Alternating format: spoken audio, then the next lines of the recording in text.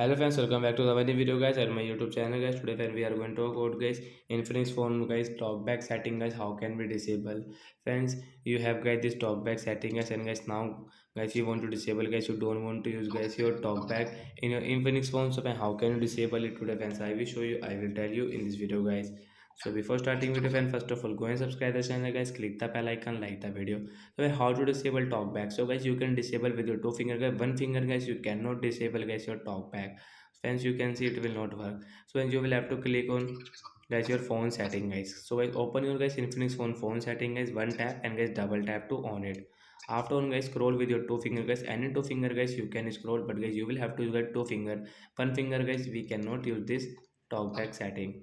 So we will scroll guys with our two finger guys, then guys you can see guys special function guys, we will tap here with double tap, and as you can see accessibility guys, we will tap here.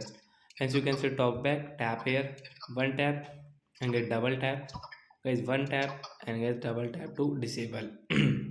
So once your talk back will disable, and guys you can use guys your phone with your one finger without any problem. So like that guys we can disable guys Infinix phone talk back settings. So bye bye guys.